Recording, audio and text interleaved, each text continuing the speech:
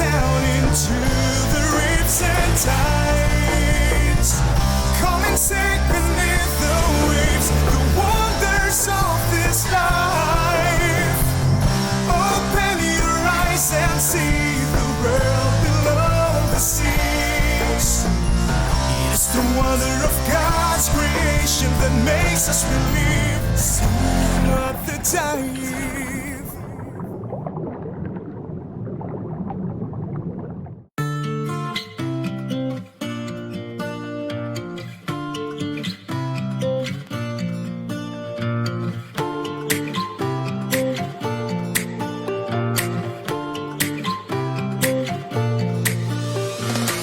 Last week ay binalikan natin ang exciting shipwreck dito sa Apo Reef.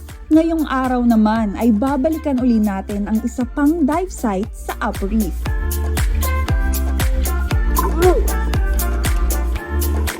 Ang Eagle Wall.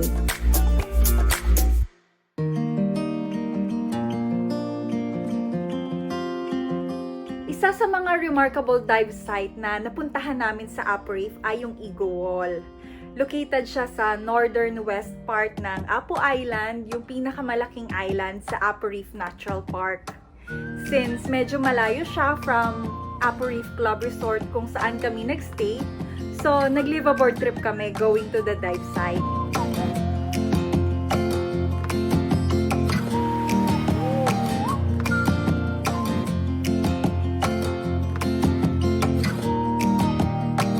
Good morning. Guys, good morning. We woke up at around 5 o'clock in the morning to catch up with our trip to Apo Reef for a liveaboard ride. And we're now on the way to Apo Reef.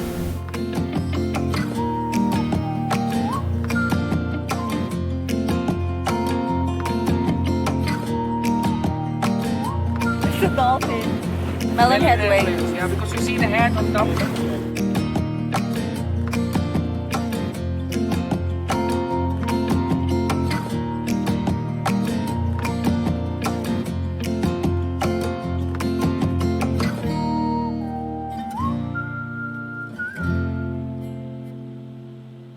Our first dive here at Eagle Wall, and they say we can see some pelagics over here.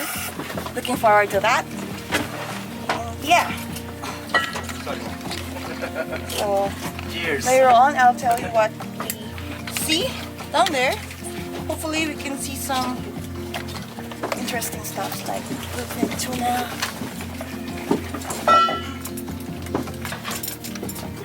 Barracuda, bumpheads, and a lot more. See you later.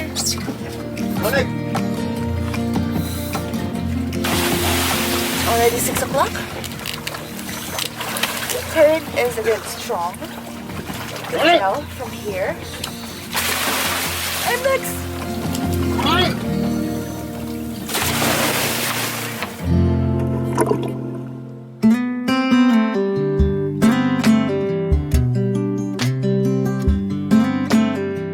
Features ng Eagle Wall, since atoll yung Apo Reef, meaning it's a ring-shaped coral system, so yung Eagle Wall, part siya ng malaking atoll.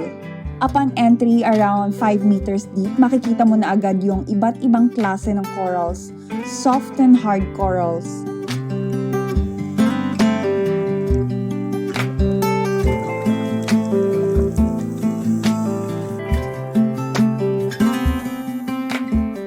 Hindi pa man kami noon nakakalayo, meron agad kaming nakitang dalawang hawksbill sea turtle.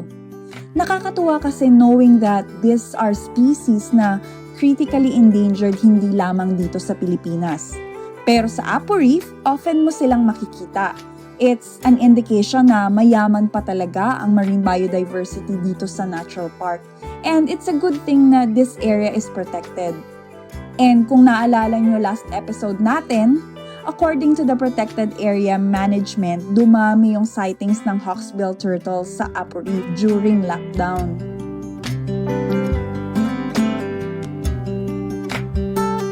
Approximately 40 meters yung lalim dito sa Eagle Wall. Yung geographic features niya underwater, makukumpara natin to sa Verde Island Passage na parang underwater slope.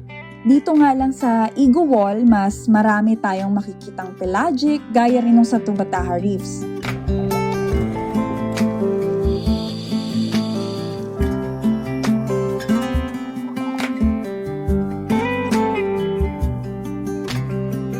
Ang sarap lang ding pagmasda ng mga corals na nasa wall.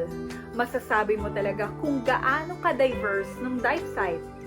Bukod sa mga pelagics, marami ring mga makukulay na reef fishes ang makikita dito. Parang literal na wall, decorated with vibrant coral reefs and reef fishes.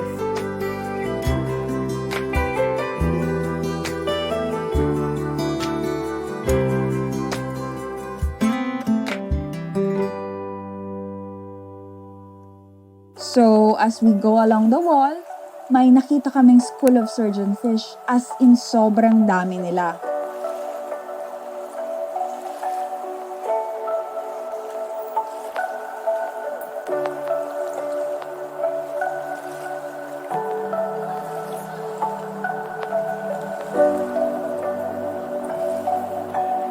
Meron ding school of barracuda,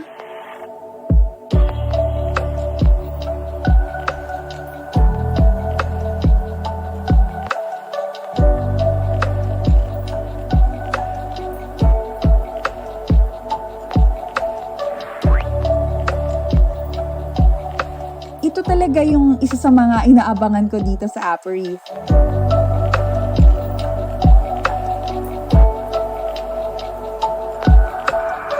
Ang mga barracuda ay mga ambush hunters yan. Sobrang bilis nilang lumangoy lalo na kapag nag-hunt or tumatakas sa predators nila. They can swim as fast as over 25 miles per hour and they can grow to nearly 2 meters in length. And sobrang talas ng mga mata ng barracuda. Yun yung ginagamit nila for hunting. Most of the time, lalo na yung mga juvenile barracudas, ito yung madalas makitang magkakasama or school na tinatawag. Pero merong mga species na solitary o madalas mag-isa, especially when hunting, katulad ng great barracuda species. Since this is a wall diving at nasa open sea tayo, it's important to stay near the wall. Para kapag may current, hindi tayo gaanong madadala ng agos. And dapat din aware tayo palagi sa depth natin since this is a wall, para siyang bangin underwater. Minsan madadala ka na lang ng excitement, gusto mo pang makita yung nasa ilalim. Pero yung dive plan namin that time is around 40 minutes only. So, kinailangan na namin mag-ascend.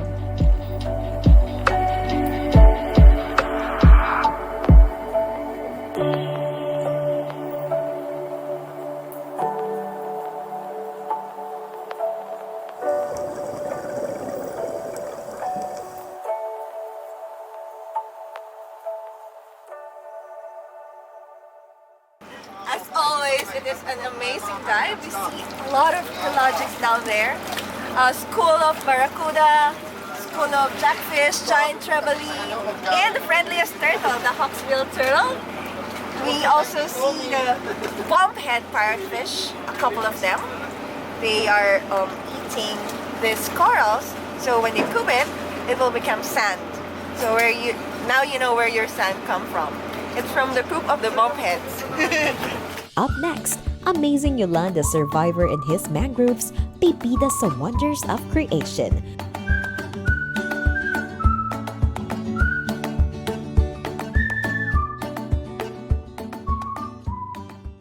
Throughout the dive.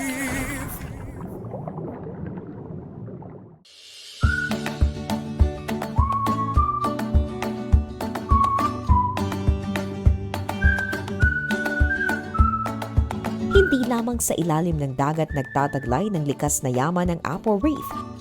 May mangrove forest din dito na matatagpuan sa Apo Island. Alamin ang mga kahangahangang kaalaman tungkol sa mangroves, sa wonders of creation. So mangroves are coastal trees that thrive in saline environments. And mangrove forests are distributed globally above and below in the equator. So we have the tropics and subtropics. Southeast Asia region, including the Philippines, our country, has the most abundant and diverse mangrove ecosystems in the world. In a global aspect, there are 70 to 80 species of true associate and hybrid mangrove species. However, in the Philippines, there are potentially 47 species of true and associated mangroves. Mangroves have the ability to adapt to an environment with high salinity like the sea. Unlike terrestrial trees, mangroves can survive harsh environments like water inundation, high salinity, and oxygen-poor sediments. Malaki ang papel ng mangroves sa ating ecosystem bilang coastal habitat ng iba't ibang species. Mangroves are homes to different terrestrial and aquatic animals. The Philippines is one of the sites where migratory water birds rest or stay as their wintering grounds during migration. And these migratory water birds use the mangroves as their potential homes. And likewise, it is also a breeding and nursery ground for different types of terrestrial organisms, fish, and marine invertebrates. Another one would be mangroves protect the coastline and the coastal communities. The different root structures of the mangroves really prevent soil erosion and retain the sediments. Mangroves also lessen the impacts of storm surges and strong wave actions brought by tsunamis and storms. Fisherfolk communities highly depend on this coastal habitat, or let's say the mangrove forests. Since they obtain their catch, most of the fishes caught by these fisherfolk stay in the mangrove areas during their juvenile stage. At alam niyo ba na ang mangroves ay may malaking papel din para mabawasan ang mga epekto ng climate change? Mangroves are one of the best ecosystems to mitigate the effects of climate change.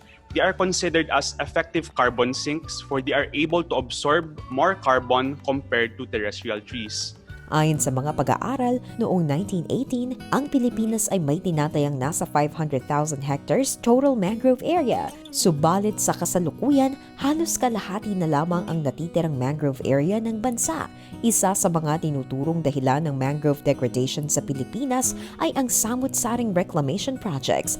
Ito'y sa kabila ng pagkakaroon ng batas na nagbabawal sa conversion of mangrove area into fish ponds or any other purpose. In terms of threats, the introduction of logging in the period of 1920 to 1970 led to the reduction of mangrove cover in the Philippines. And in addition, the introduction of aquaculture in the 1950s exacerbated the problem. And currently, one of the anthropogenic threats to mangroves are reclamation projects. So, in Taliptip, Bulacan, the aerotropolis was approved by the Philippine legislators, and this will lead to further mangrove degradation just to establish the new airport. So we have the San Miguel Corporation, which is the one heading this project, is planning to conduct a mangrove planting. But in terms of conservation, it is easier to avoid mangrove impacts than to restore mangroves. Cutting decade-old mangroves contribute to climate change, since the stored carbon in the soil will be released into the atmosphere, forming as greenhouse gases and therefore contributing to climate change. And not to mention, the fisherfolk communities in Taliptip were also displaced. They are currently having a hard time dealing with their new lives in their new homes because they used to depend on the coastal areas, which is a source of livelihood and also a source for food for them. Another one is the creation of the Pogo quarters in Cavite. The mangroves were converted to a reclamation area to create the Pogo quarters for the Chinese workers. Although reclamation projects really allow to boost the economy, this also increases the water turbidity and makes the water not clear because of the construction. And it is not sustainable to simply cut down mangroves for the establishment of reclamations. Ano naman kaya ang pwede nating gawin upang mapigilan ang pagkaunti ng mangrove forest sa bansa? We have a lot of ways on how we can address the situation, especially to mangrove degradation in our country. So the first one should be creating and implementing policies to further protect mangrove ecosystems. So we have laws like creating more coastal greenbelts, and making mangrove forests as potential protected areas would definitely address the threats to mangrove degradation. And unsustainable developments that destroy the mangroves in the country should not be given permits, nor should not be approved, of course, because we need to protect these ecosystems. We also have unused fish ponds that were used for aquaculture because they're not being used already. We can convert it back to a mangrove forest, like from its original state. Another one would be education. The importance of mangroves should be integrated in the educational system so that children and students would be aware of the ecological services of this coastal habitat. Terrestrial forests are always being mentioned in the textbooks, but mangroves are not given the same recognition. So the recent scientific studies on mangroves would allow students to be more engaged in mangrove conservation. And we have here lastly, mangrove restoration programs should and must be science-based. There are times that we conduct mangrove planting activities. That we do plant mangroves, but these are not sustainable because of the improper ways of planting. This would lead to a small survival rate for the saplings or seedlings to grow. So planting mangroves in the right way, which is science-based, would allow these plants to have a higher chance of survival. So here are some ways on how to plant mangroves in the right way. So we have first, we need to check the zonation and the condition. There should be tidal planning before you conduct mangrove activities or mangrove planting activities. You need to plant the right species in the right zones. Never plant mangroves in seagrass areas because seagrass alone, there are different coastal habitats already, and we don't want to compete mangroves with this coastal habitat. And seagrass areas are also beneficial and as an essential coastal habitat. And in terms of planting, saplings should be spaced 1 meter apart and 2 meters between the rows. And this one is really important. Monitoring should also be part of the process to maintain sustainability and to determine the survival rate of the mangroves that were planted. And pwede rin for mangrove planting activities is actually citizen science, where we would allow local communities to engage in mangrove conservation programs. Speaking of mangroves, isang Yolanda Survivor sa Matalom, Leyte ang hinangaan ng karamihan matapos nitong magtanim ng libo-libong mangroves sa kanilang lugar. Kilalanin natin si Tatay Gary at alamin kung ano nga ba ang halaga para sa kanya ng mga tinanim na bakawan. Umabot sa mahigit 10,000 mangrove o bakawan ang naitanim ni Tatay Gary sa baybayin ng Barangay Punong, Matalom, Leyte. Ayon kay Tatay, ginawa niya ito dahil sa kanyang karanasan nang manalasa ang bagyong Yolanda. Bagyong Yolanda, naisipan ko nga magtanim ko mangrove dahil sa karanasan ko noon sa bagyo. Ang mga napadpad na punla ng bakawan sa tabing dagat ang itinanim ni Tatay Gary sa lugar. Yung tinanim ko dito lang sa tabi ng dagat. Ayon kay Tatay Gary, nais niyang magkaroon ng proteksyon ang kanilang lugar laban sa malalakas na storm surge o daluyong tuwing may bagyo. Kaya naman naging masipag si Tatay sa pagtatanim ng mga bakawan at napalago niya ang mga ito. Ipinsa sa bahay namin at saka yung mga isda dito rin mangitlog. Ito ang hinangaan ng uploader na si Denise kay Tatay Gary. Madami pang netizen ang napabilib at na-inspire sa kwento ni Tatay Gary nang makita ang post ni Dan. Hiling ni Tatay na sana raw ay makita ng iba pang mga tao ang kahalagahan ng mangroves. At sana ay marami pang tao ang magtanim nito. Yun, sana mahalaga sa ibang mga tao. Sana masunod nila ang ginawa ko. So Rethink Plastic is an NGO dedicated to understanding the world's plastic addiction, promoting new material innovations, and acting against plastic waste.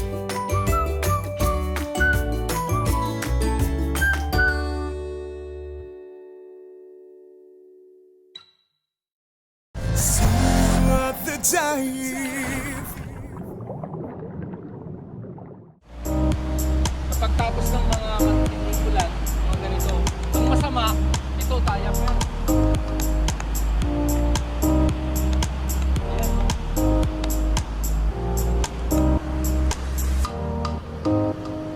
Sana yung mga may anak, may baby, i-dispose naman natin ng maayos. Sayang.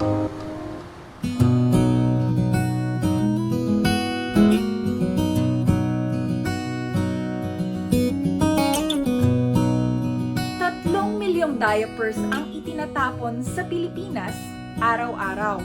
Ayon yan sa pag-aaral ng Global Alliance for Incinerator Alternatives o GAIA noong 2018. Ang mga single-use disposable diapers ay gawa sa non-recyclable materials na naglalaman ng mga toxic chemicals at microplastics. Maaari itong makasira sa ating marine resources kung mapupunta ito sa karagatan. Kaya naman, isang environmental organization ang naglunsad ng fundraising campaign na naglalayong mabawasan ang bilang ng itinatapong disposable diapers sa pamamagitan ng pamamahagi ng mga reusable diapers. So, Rethink Plastic is an NGO dedicated to understanding the world's plastic addiction, promoting new material innovations, and acting against plastic waste. We're doing two things. One is we connect with a lot of innovators around the plastic space. We want to encourage innovation around that space through linking with other innovators. And then on the other side, also create projects to inspire communities to reduce their plastic consumption through better and more sustainable lifestyles. Ang Philippines kasi is one of the top plastic polluters in the world. Third largest polluter next to China and Indonesia, di ba? And one of the statistics na lumabas is ang diapers ay isa sa mga pinakamarami na waste na napupunta sa ating oceans. Kaya naman, Rethink Plastic would like to launch the Rethink Diaper campaign, which aims to provide support for 300 families dito sa Pilipinas. Why diapers? Kasi we are throwing 3 million diapers every day sa Pilipinas. Just imagine, either being sent to landfills and some also leak to the ocean. So why not stop producing waste in the first place through reusables instead of continuing the single-use culture? Ayon sa Rethink Plastic, mahigit 41,000 pesos kada taon ang matitipid ng isang pamilya kung gagamit ito ng reusable diaper. Mahigit 3,500 disposable diapers ang may iwasang itapon at hindi na mapadpad pa sa landfills o waterways ang katumbas ng isang reusable diaper. Ang newborn baby pala and children at their young age usually umaabot ng 7 to 12 diapers a day ang kailangan nila. Yun ay kapag gumagamit sila ng mga disposable diapers. So just imagine kung gaano karaming disposable diapers ang kailangan ng isang baby at the start of his or her life. The goal of the campaign is to prevent at least 1 million diapers from ending up in our landfills and ultimately to our oceans. So when we help support these communities by helping them access other alternatives such as yung reusable cloth diapers, we prevent this amount of waste ending up in our oceans, giving these communities at least an option to choose other sustainable options will definitely help the environment. Having people in general try to shift to reusable cloth diapers would help them reduce their waste and at the same time save money. Ayon naman sa Journal Pediatrics, 54% ng isang buwang gulang na sanggol na gumagamit ng disposable diapers ang nagkakaroon ng rashes. Ito ay dahil sa mga kemikal na ginamit sa paggawa ng diaper absorbent. Kaya naman 100% natural materials ang ginamit ng grupo sa paggawa ng reusable diapers. Ang diapers kasi it's part of the tingi-tingi culture ng Philippines, like sachets. And ang problem kasi ngayon, ang cloth diapers, it's quite expensive, no? So dahil mahal siya, it actually prevents people from shifting to this more sustainable alternatives. So ito yung klase ng reusable cloth diaper na marireceive ng communities natin. The feature of this kasi, it can be used up to 30 months old. Ang isang Rethink diaper kit natin na idodonate sa community will include 3 cloth diapers, 3 ganito, And then about 20 to 30 na diaper inserts. Kasi yung diaper inserts na kasi, this one is microfiber, pero we will also provide bamboo charcoal na diaper inserts. So ito yon. So yung isang kit natin will have 20 to 30 of this, so that they can use it, na interchange it on a daily basis, di ba? Para mas madali at mas isahang beses lang yung paglalaba ng ating mga nanay. This is more fit sa baby kasi marami siyang botones that you can really adjust. Garterized din siya, so I don't need to use like pins, baka matusok yung baby. The adjustable fit ng reusable diaper is good, and also presentable yung suot ni baby. So hopefully, the diaper kit na iproprovide sa communities will be used long-term. And the longer that they use it, the greater impact that we will have sa environment natin. Kasi the longer that they use it, the more diapers we are preventing from ending up our landfills and to our ocean. Nagustuhan naman ito ng mga nanay na nakatanggap na ng Rethink Diapers Kit mula sa grupo. Lalo't malaki ang maibabawas nito sa kanilang pang-araw-araw na gastusin ngayong panahon ng pandemya. Malaking tulong po sa akin na mabigyan ng reusable diapers kasi po nakakatipid po to sa amin. Ang diaper na po ito, imbis na bumili po kami na ibang diaper, ito na lang po ang aming gagamitin. Nakakatulong din ang Rethink Diaper Campaign sa pagbibigay ng hanap buhay sa iba pang komunidad na mismong nagtatahi ng reusable diapers. Since this is locally made, usually kasi the ones in the market right now, galing pa sa ibang bansa, no, like China and ano. And ngayon, since we've partnered with Habi, which is a social enterprise, which supports a community in Payatas, na sila yung gagawa ng reusable cloth diapers. So in supporting our campaign, you also support not just the moms who will receive these diapers, pati na rin yung local community na gagawa ng diapers na to. Malaking tulong po sa akin na mabigyan ng reusable diapers kasi po nakakatipid po to sa amin. Ang diaper na po ito, imbis na bumili po kami na ibang diaper, ito na lang po ang aming gagamitin. Inaasahan din ng grupo na makatutulong ang initiatives na ito maging sa mga susunod na henerasyon. The project would also help yung future generation kasi preventing waste from ending up our landfills and oceans, we look forward to a better environment sa future, and these babies could grow in an environment na which is cleaner and an environment with less waste in general. Sa ngayon, umabot na sa mahigit 1,300 na mga nanay ang nag-sign up sa grupo na nagpapaabot ng kanilang suporta at interes to switch to reusable and washable cloth diapers. For those people who want to support our campaign, they can go to our website, rethinkplastic.co, and they can access our social media channels on Facebook. And also, for people who are willing to donate, they can donate through my PayPal at inamolina@gmail.com. And the funds that we will be able to raise would help support this at least 300 families who would actually want to make the shift to sustainable options. Hindi lamang pangmatagalang gamitan para sa mga bata ang hatid ng reusable diapers na ito, kundi isang plastic-free lifestyle para sa ating mga babies na malaki ang may tutulong para masolusyonan ang plastic pollution hindi lamang sa Pilipinas kundi sa buong mundo. The